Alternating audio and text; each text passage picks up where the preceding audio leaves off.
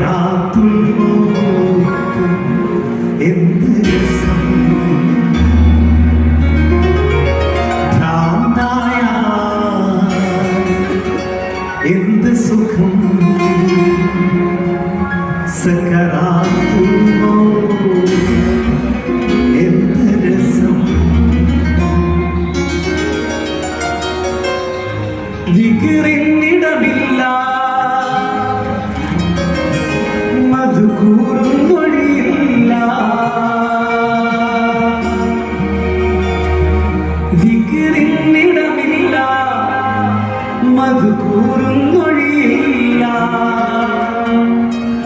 നിക്കാരം നോവച്ച് സകാത്തും അടവില്ല. ഭ്രാന്തായ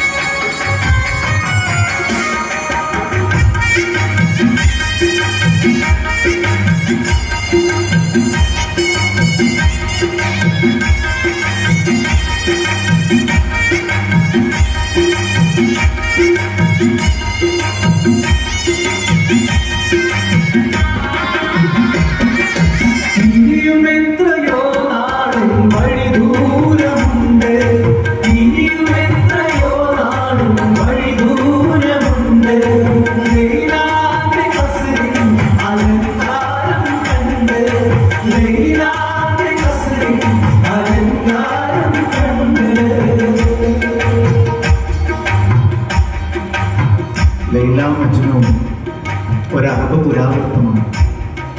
ഖൈസുബ്നു മുലവ്വയും ലൈലയും തമ്മിലുള്ള പ്രണയം അതൊരു സംഭവമായിരുന്നത്ര. പിന്നെ നാട്ടിലൊക്കെയും പാട്ടായ ഒരു പ്രണയം. ലൈലയെ കൈസിന് കിട്ടിയില്ല. അതോടുകൂടി കൈസ് ഭ്രാന്തനായി. പിന്നീട് അദ്ദേഹത്തിൽ നിന്ന് വന്നതൊക്കെയും അതിമനോഹരമായ അറബ് കവിതകളായിരുന്നു. ഒരുപാട് കാലങ്ങൾക്ക് ശേഷം പേർഷ്യയിലെ നിസാമുദ്ദീൻ ഗഞ്ചവി ഈ പ്രണയ കഥയെ ദൈവവും മനുഷ്യനും തമ്മിലുള്ള ഒരു പ്രണയത്തിൻ്റെ സുന്ദരമായ ഒരു മെറ്റഫറായി എടുത്തുകൊണ്ട് ഒരു ലൈല മജ്നു നിസാം എന്ന് പറഞ്ഞ ഒരു പുസ്തകമുണ്ട്. അതിനുശേഷം ലോകത്തിൽ സൂഫികളൊക്കെയും ഈ കഥയെ ആ രീതിയിലാണ് കണ്ടത്. നെക്കാരും നോമ്പച്ച് സക്കാത്തും അടവില്ല. അടവ് എന്ന് പറഞ്ഞാൽ നമുക്കൊക്കെ അറിയാം, അതൊരു ബാങ്കുമായി ബന്ധപ്പെട്ട ഒരു ടേമാണ്, ഒരു ഇടപാടുമായി ബന്ധപ്പെട്ട ടേമാണ്. ലൈലാന്റെ കസ്റിൻ അലങ്കാരം, ദൈവം എന്നത് ഒരു അലങ്കാര കൊട്ടാരം തന്നെയാകും. എന്നാൽ മതക്കമ്പോളത്തിൽ ദൈവക്കച്ചവടക്കാർക്ക് ദൈവം എന്നാൽ പേടിപ്പിക്കപ്പെടുന്ന ഒരു സാധനമാണ്. അവിടെ നിക്കാരം നോമ്പഞ്ച് സക്കാത്ത് ആരാധന ഒരു ഇൻസ്റ്റാൾമെന്റ് ആയിരിക്കും, ഒരടവായിരിക്കും. ഞാൻ എന്തോ അവിടെ അടച്ചു കഴിഞ്ഞാൽ എനിക്കെന്തോ ലാഭമായിട്ട് പലിശയായിട്ട് കിട്ടേണ്ട എന്തോ ഒന്നുണ്ടെന്ന് ധരിച്ചു വശായി എന്ന് സൂഫികൾ ട്രോളും. അതല്ലെങ്കിൽ പിന്നെ അടവ് എന്ന് പറഞ്ഞാൽ ഐഡിയ എന്നാണ് അർത്ഥം. ദൈവം എന്ന ഒരു കാര്യത്തെ കുപ്പിയിലാക്കാനുള്ള ഒരു ഐഡിയയായി മനുഷ്യൻ ആരാധനയെ കണ്ടിരിക്കുന്നു എന്ന് സൂഫികൾ ട്രോളും. എന്നാൽ ആരാധന എന്നത് പ്രണയ ചേഷ്ടയാകുന്നു എന്നാണ് പറയുന്നത്. ഇനിയും എത്രയോ നാളിനും വഴി ദൂരമുണ്ട്, ഇനിയും എത്രയോ നാളും വഴി ദൂരമുണ്ട്.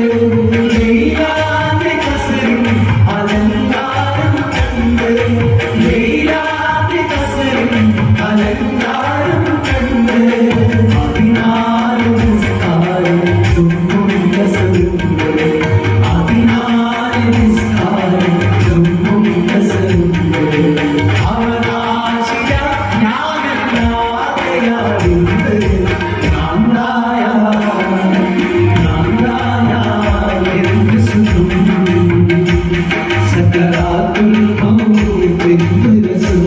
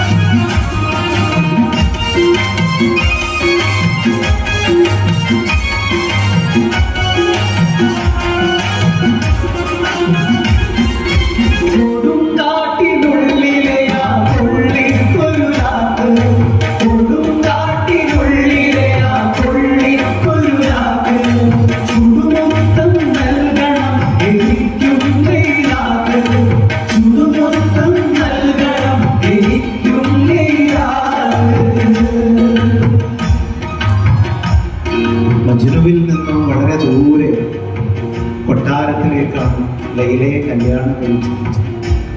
മജ്നുവിന് അങ്ങോട്ട് പോകാൻ വല്ലാത്ത കൊതിയാണ്. ഈ പൊടി പിടിച്ച് ജട പിടിച്ച് ഭ്രാന്തനായി നടക്കുന്ന അയാൾക്ക് പിന്നെ എങ്ങനെ ലൈലയുടെ കൊട്ടാരത്തിലെത്താം? കൊടുങ്കാട്ടിലെ ഒരു വിറക് കൊള്ളിക്ക് അങ്ങകലെ കൊട്ടാരത്തിൽ പോയി ലൈലയുടെ കവിളിൽ ചുംബിക്കാനാകും. എങ്ങനെ നടക്കാനാണ് ഒരു ഉണക്ക വിറക് കൊള്ളി? എന്നാൽ ഒരാൾ ആ വിറക് കൊള്ളിയിൽ നിന്ന് ചെത്തിക്കളയേണ്ടതിനെ ഒക്കെയും ചെത്തിക്കളഞ്ഞ് ഒരറാക്കാക്കി മാറ്റി. പല്ല് തേക്കുന്ന ബ്രഷനാണ് അറാക്കുന്നത്. ഈ കൊള്ളി കൊണ്ടുണ്ടാകും.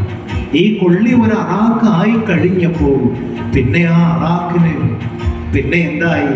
കൊട്ടാരത്തിൽ പോയി ലൈലയുടെ കവിളും കടന്ന് ചുണ്ടിനകത്തേക്ക് കയറിയിരിക്കാൻ പറ്റും. നീ എന്ന വിറക് കൊള്ളിയിൽ നിന്ന് കളയേണ്ടതിനെയൊക്കെയും കളഞ്ഞു നോക്കും. അസൂയയെ, അഹങ്കാരത്തെ കളഞ്ഞ നീ അത്രമേൽ പ്രണയവർണ്ണത്തിൽ അലിഞ്ഞു നോക്ക്. നിന്റെ സ്ഥാനം പിന്നെ പ്രണയത്തിന്റെ അടിത്തട്ടിലാണ്.